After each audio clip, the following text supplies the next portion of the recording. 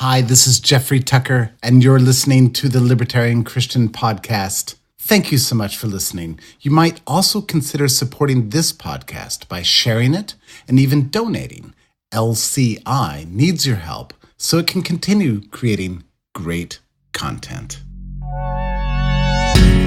Welcome to the show that gets Christians thinking about faith and politics. Get ready to challenge the status quo, expand your imagination, and tackle controversy head on.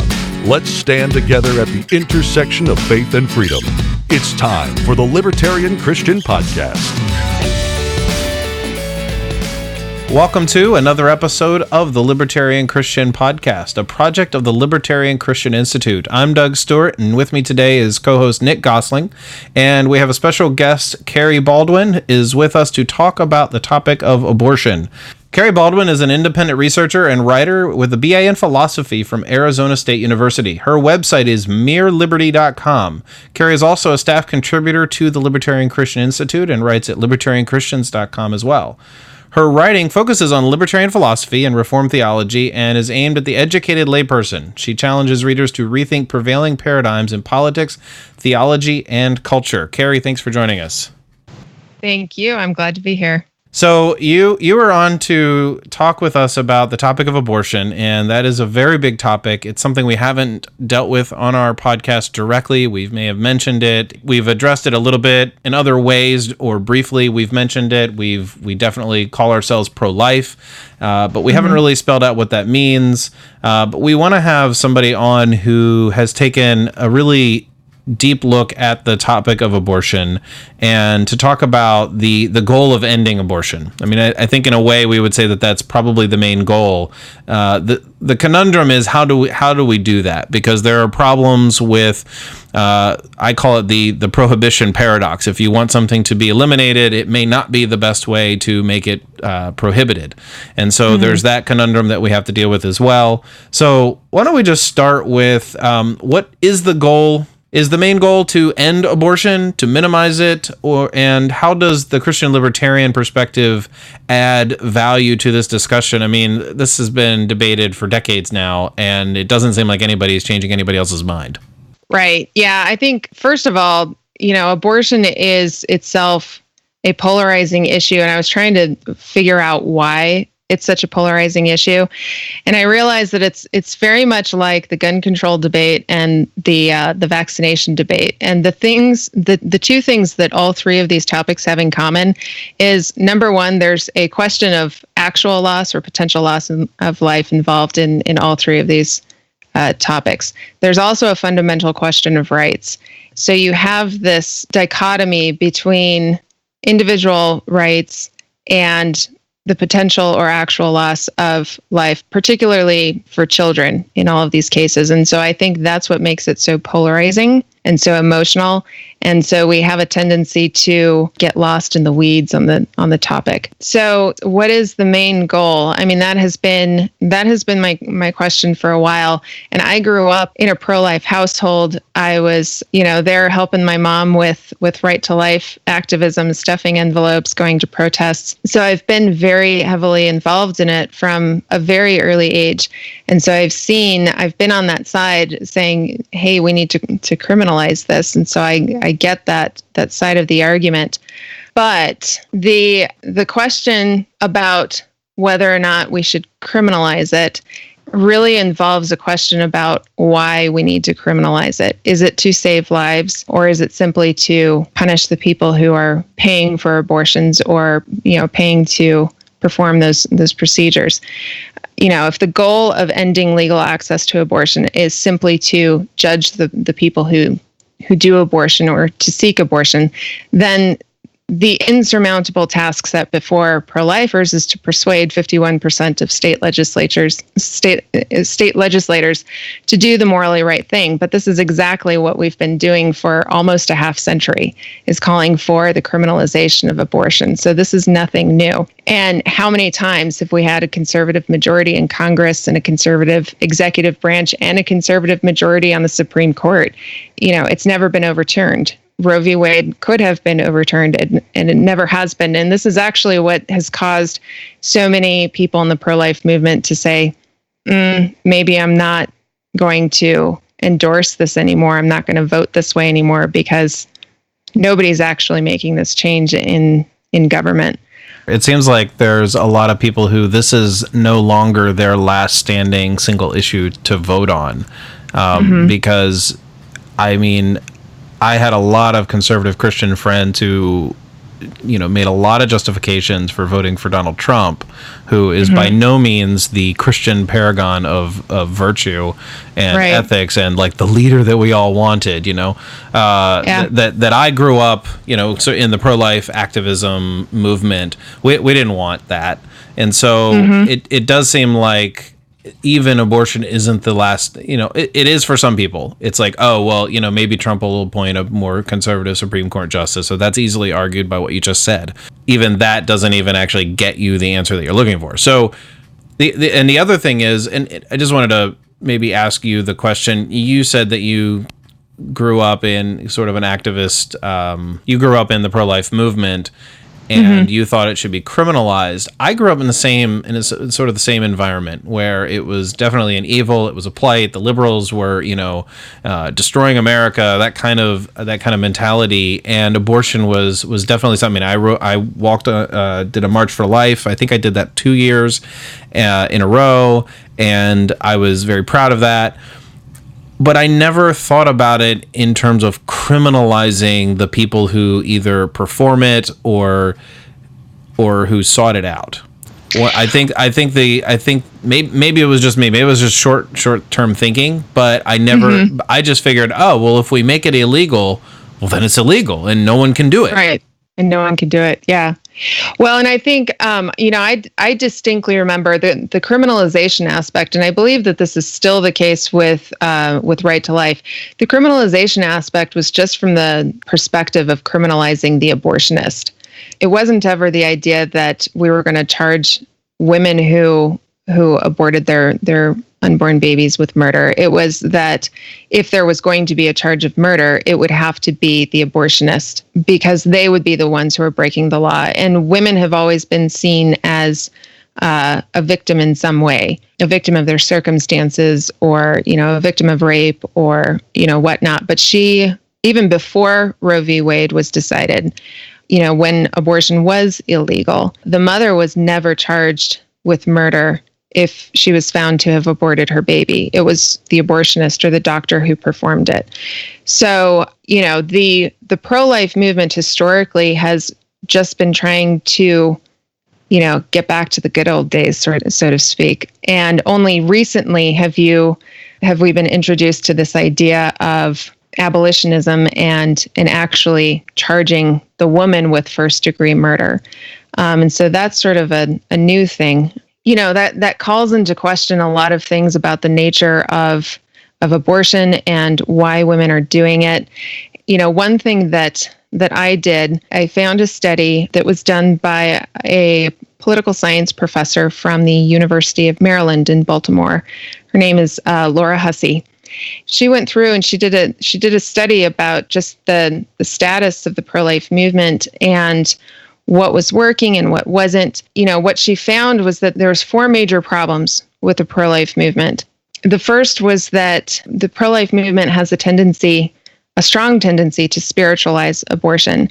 And, this is the idea that women are seeking abortion because of sin. And this is true, but spiritualizing it and saying that, the only way to solve this problem is by preaching the gospel has been an ongoing failure. I mean, the predominant belief in the pro-life movement has been a Christian one. That's been the heart of a lot of pro-life activism, is trying to preach the gospel as women are going into Planned Parenthood clinics. And this is ultimately unnecessary for winning the fight. If abortion is a strictly spiritual failing, right, then we can't fix it anyways. And Christians should know this. So getting the state to write a law won't absolve that spiritual failing either. If it's a spiritual failing, regeneration should solve that problem. Yet 54% of women getting abortions are self-professed Christians themselves. That's a big percentage. Yeah, that is a big percentage. I mean, quite frankly, you have the abolitionists who want to see abortion end. If we just practice what we preached with Christian women, we could wipe out half the death toll. But there's a sense of inconsistency and even hypocrisy when you have Christians preaching on the street corner, right? About the gospel, about how they're sinners, how they're murdering their unborn children, and they're preaching at women who are ostensibly non-believers, and they're ignoring our Christian sisters walking into Planned Parenthood right behind them. This isn't a spiritual issue. The tendency is to say, well, these women, these Christian women who are getting abortions must be backsliders. They must not have a strong enough faith, or they made a false profession. But, we should be asking them why they're going in there to begin with. Yeah, it doesn't make any sense to accuse people. I mean, that doesn't solve the problem. No, it doesn't solve the problem. And certainly if it's a sin issue, if it is a spiritual issue, who's the only one who can solve the spiritual issue? Well, that's Christ. That's, his sacrifice on the cross. And that doesn't mean that it changes our present circumstances now either. So it doesn't solve the problem. Now, the other thing is that by spiritualizing the issue, we've made it a religious issue. And so you have a lot of people who say, the pro-life movement doesn't really get to write legislation on this because that's a religious argument, and we can't create legislation from, a religious argument. But you have non-Christian pro-lifers out there. You have atheist pro-lifers, pagan pro-lifers, Buddhist and Muslim pro-lifers. You have pro-lifers on the other side of the aisle, right? Feminist pro-lifers, liberal and progressive pro-lifers. And then you have the libertarian pro-lifers. I know the Libertarians for Life website is created by an atheist and a scientist. So, we're disenfranchising, by spiritualizing the issue, we're actually disenfranchising all of these other people we could be joining forces with. I watched this video from an abolitionist saying, no, we can't join forces with these non-Christian pro-lifers because that constitutes syncretism and pluralism. And that's flatly false. And that comes from spiritualizing the issue and making abortion solely about the gospel and preaching the gospel. So we're missing an opportunity by doing that. The second problem that the pro-life movement faces has to do with legislation. And there's two kinds of legislation. There's incrementalism, which is largely based on supply-side economic theory, which, any libertarian can tell you any well-read libertarian can tell you what's wrong with supply-side economics. But the other legislation that is problematic is personhood laws. Personhood laws basically are allowing the government to define when personhood begins. That separates the concept of human life or humanity from personhood. And that is eugenics. That's based in eugenics. Eugenics says that there are human beings who are not persons. And if we are giving the government the authority to define personhood, then they will take the authority to redefine personhood when majorities change. The personhood laws I actually find to be quite dangerous. The incrementalist laws, which just try to regulate the supply side, right? So these are the laws that try and say, well, you have to, have an ultrasound before you get an abortion, or you have to have a waiting period, or you have to be, in a clinic with, this kind of medical equipment, right? That's just regulating it. And of course, that's not going to work because that doesn't deal with the demand. That doesn't deal with why women are going to seek abortions. It's not dealing with the demand. It's not considering supply in relation to demand and vice versa. And in addition to those two things is the fact that political pro-life activism now is a career. It's a career for pro-life lobbyists, and it's a career for politicians. So there's a vested interest in maintaining the tension between the pro-choicers and the pro-lifers and keeping it an argument. Because even though you have people who qualify themselves, these are the people who say, well, I'm personally pro-life but politically pro-choice, or I'm pro-life but, and they give some reason why they won't support the pro-life movement. You do still, in fact, have those single issue pro-life voters. And that's a base of voters in the Republican Party. They did it with Trump. Trump swore up and down he was pro-life. And they voted for him. Same thing with Mitt Romney. I did a comparison back in, 2012, between Gary Johnson's record and Mitt Romney's record. And when Gary Johnson was governor in New Mexico, he had an incredibly pro-life record. Yet he called himself pro-choice because he was running on the Libertarian Party ticket. Then you had Mitt Romney, who had an incredibly pro-choice record, but then called himself pro-life. And you had Republicans, by and large, and pro-lifers voting for Mitt Romney because, he said he had a change of heart. So there's a vested interest in maintaining this as a political issue, and that's problematic. It's almost like the right wing's virtue signaling. Yeah, well, I'm not sure exactly what's worse. Either, you have the left who is saying, let's keep it safe, legal, and rare. That's what Hillary Clinton's mantra was. But then you have the left is exploiting the victimhood status of women in this situation. But then you have on the right, you have Republicans giving lip service to the right to life, to the unborn, to the fact that, this is an issue that needs to be solved, and then not solving it. And so, that's just exploiting their lives for political gain. That's exploiting the lives of the unborn for their political gain. And I'm not sure which one is worse. Hey folks, Norman Horn here from LCI. Would you do us a quick favor and rank us on Apple Podcasts or wherever you subscribe to us? High rankings helps us get the word out there. And now let's get back to the show. On the political side of things, it's amazing how gullible many voters are on this topic. Because when you go back and you look at Supreme Court appointments over the last 20, 30, 35 years or so, the majority of justices were appointed by Republican presidents. Mm-hmm. And so what we often hear is, we have to elect conservatives, so we get conservative justices, and they're going to overturn Roe versus Wade. Well, the majority of the Supreme Court over the past several decades has been appointed by Republican presidents, and they haven't done anything there. And then, like you also mentioned, there was a time when we had a Republican in the White House, and we have it right now also. Mm-hmm. Both chambers of Congress controlled by Republicans. We had that for a while in the Bush years. We have it again right now. Right. There's a clause in the Constitution that allows Congress to remove jurisdiction from the federal court system. And Ron Paul actually tried to do this with the abortion issue, effectively doing an end run around Roe versus Wade and overturning it legislatively. They had the votes. They have the votes right now. They could do it right now, but they don't. So I don't think there's a political solution to this for the reasons like you said. It's ingrained. I also remember I had, back when I was in seminary, a professor of mine was talking about this, and he was kind of libertarian-ish.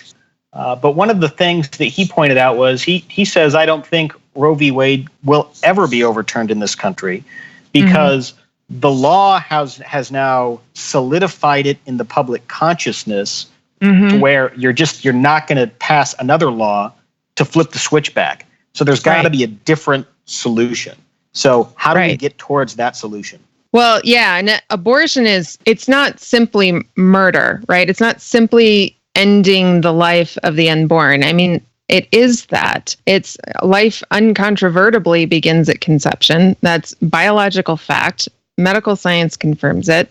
The problem with abortion is that it's a service provided by the market. It produces an endless supply of fetal tissue for medical research and pharmaceutical manufacturing. It's the linchpin issue most associated with women's rights, which creates a sort of market for political exploitation and identity politics. And, that may not be it. I mean, in 2014, there were a flurry of reports from hospitals in the United Kingdom talking about how they incinerated aborted and miscarried babies in order to provide a source of heating to hospital buildings. So persuading politicians who know how abortion is connected to the rest of the economy is not going to happen. They're just not going to do that. You're going to, the pharmaceutical lobby is not going to allow it to happen. They will pull funding from, campaign sources. And no politician wants to see that happen.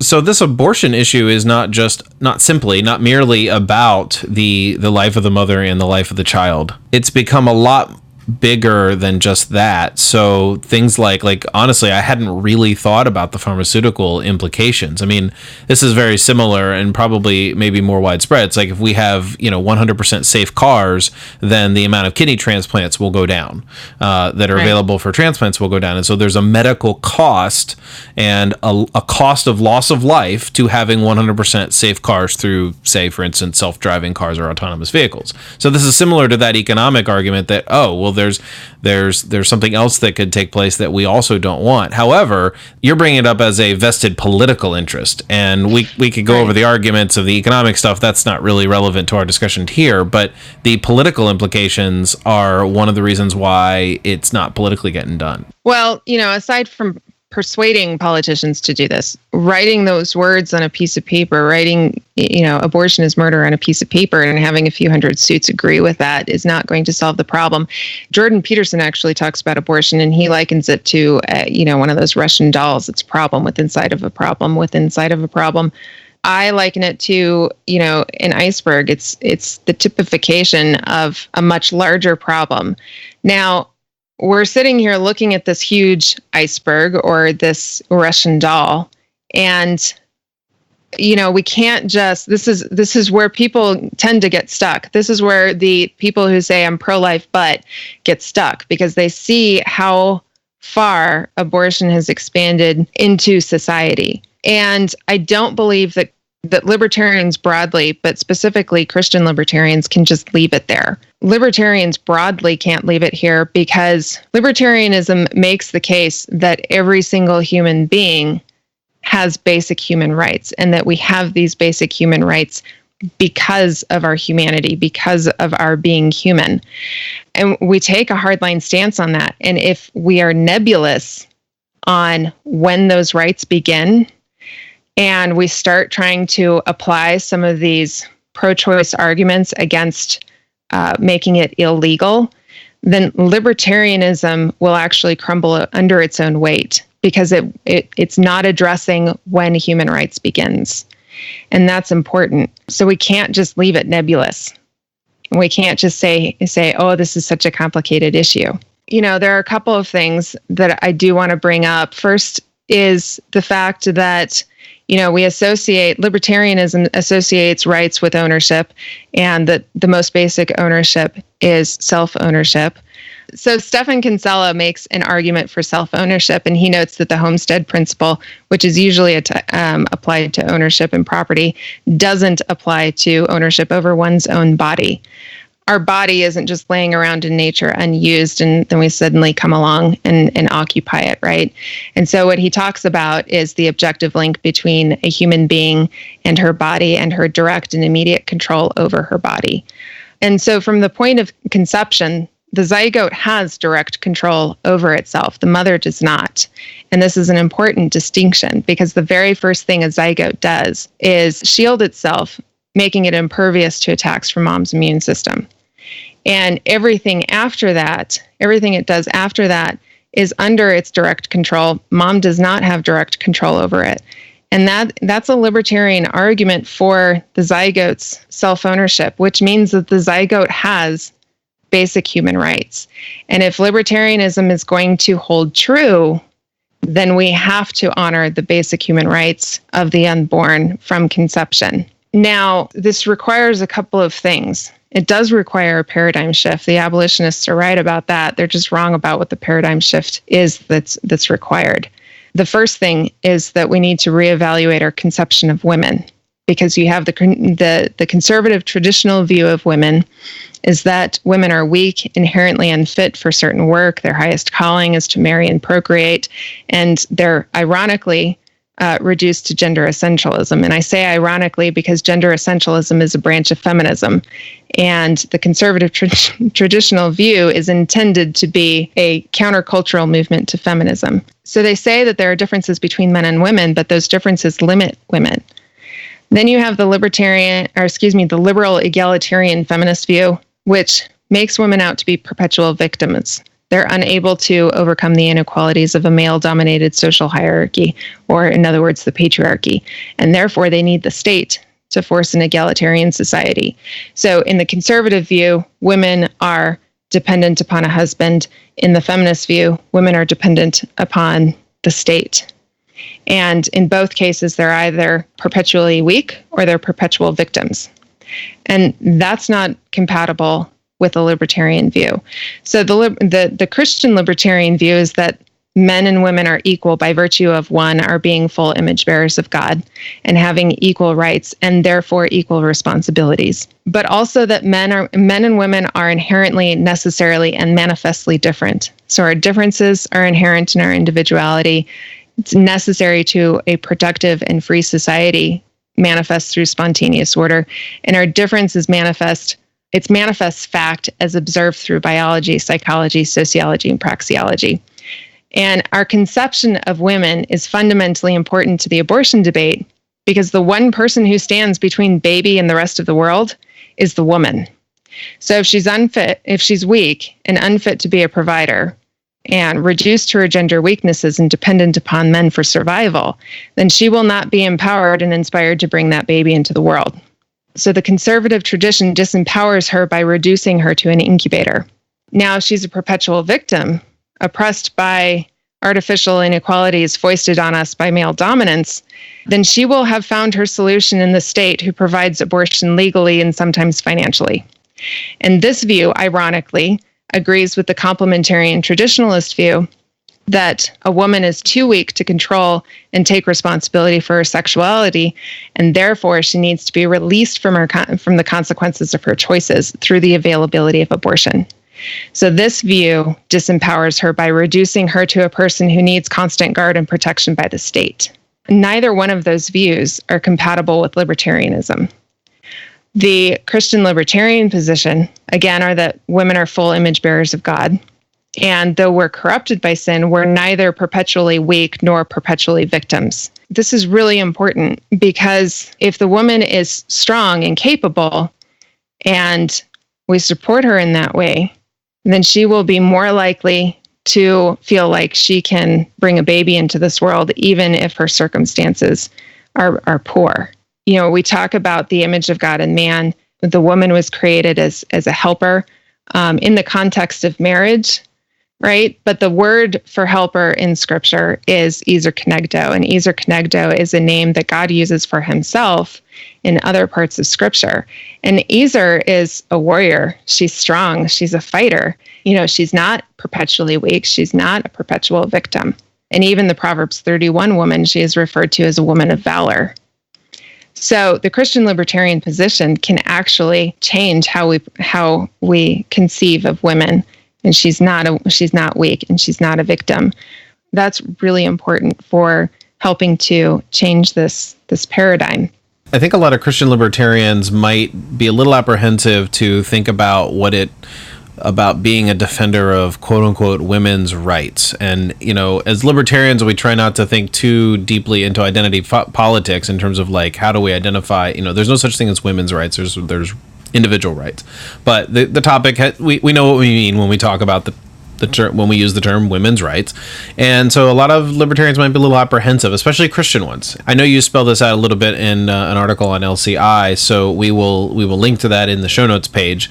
But give a brief, why should they not be apprehensive to go that direction? Well, right. When we talk about women's rights, one of the reasons why it's almost a triggering word or term, so to speak, is that it's too closely associated with abortion and, you know, progressive ideas of welfare and entitlement and things like that.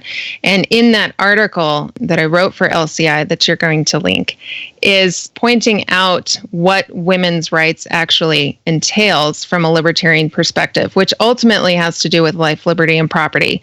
So women in a free society have self-ownership and therefore authority over their own body and sexuality. And that's because of this inherent right over the self. But those are ultimately the same rights that men do. Now, in other regions of the world, there are legitimate violations of life, liberty, and property of women because there are legitimate cases of oppression.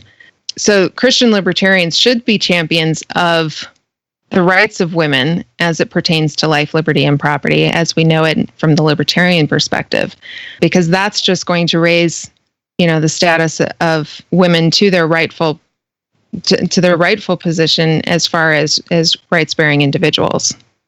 So we've talked about paradigm shifts and the way that thinking about these things and from a different perspective can alter the way we view women in society, and how we can rethink some of those things in more positive and rights-centered kind of ways.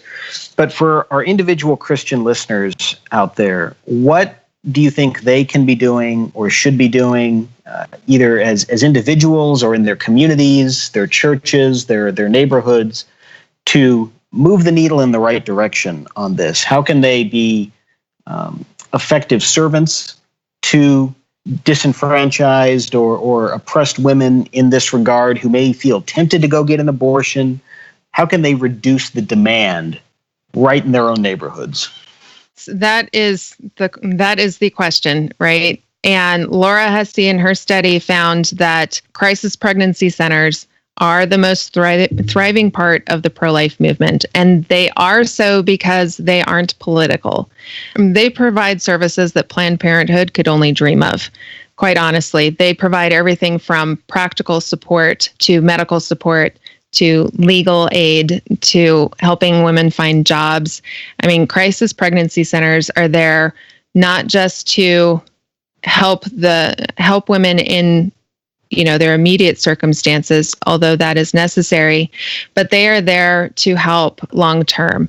And that is also necessary for helping women feel like they can actually bring a child into the world. As far as the libertarian view on this is whether abortion is legal or not, right? Our position doesn't change.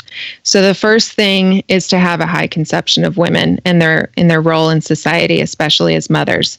Then the second thing is to help through those crisis pregnancy centers, help financially, be supportive. And if we're going to actually try to make changes legally, it should be by trying to free up the economy, because that is going to be, and that has proven to be, what brings women out of oppression and poverty is by freeing up the economy. And that is what's going to really help reduce the felt need for abortion and move that needle along the way towards a full paradigm shift. Well, Kerry, you've given us a lot of content, and this has only scratched the surface of the amount of content that you have produced and that you have been able to look into and research. I mean, we didn't even get to a lot of the stuff that we even thought we would have time for, maybe naively thought we had time to fit into a short episode. There is more coming from you on your website, and you have written a little bit about, we referenced the article on feminism a little bit earlier. So give us a little bit of information about where can our listeners go to read more? When can they expect that, and where do they go? Yeah, well, I have been working on this for quite a while. They can certainly go to mirrorliberty.com. That's where all of my content is. This particular content and everything that I've been working on here is going to be turned into several episodes of my new Dare to Think podcast. So there should be at least 3 episodes. There might be more, which really draw out some of the things that we talked about today in detail and adds a whole new layer that is really relevant to the discussion, and most importantly, puts forward that Christian libertarian contribution on the issue that I think is a game changer. I think is unique and powerful and could really, revitalize the issue, but from a positive perspective instead of one that feels so polarizing and downtrodden. So I'm actually really excited about the series. I'm excited to get it out there. Yeah, so you can go to mirrorliberty.com and find my content, my podcast there. Kerry, thanks for joining us today to talk about a very important topic. And we hope that our listeners will check you out on Mirror Liberty and listen to your podcast. Awesome. Well, I really appreciate the opportunity to talk to you guys. Thank you for listening to another episode of the Libertarian Christian Podcast. If you liked today's episode, we encourage you to rate us on Apple Podcasts to help expand our audience. If you want to reach out to us, email us at podcast@libertarianchristians.com. You can also reach us at LCI Official on Twitter And of course, we are on Facebook and have an active group you are welcome to join. Thanks for listening, and we'll see you next time. The Libertarian Christian Podcast is a project of the Libertarian Christian Institute, a registered 501c3 nonprofit. The audio engineers were Doug Stewart and Jason Rink, and voiceovers were by Matthew Bellis and Caitlin Horn. If you'd like to find out more about the LCI, please visit us on the web at www.libertarianchristians.com.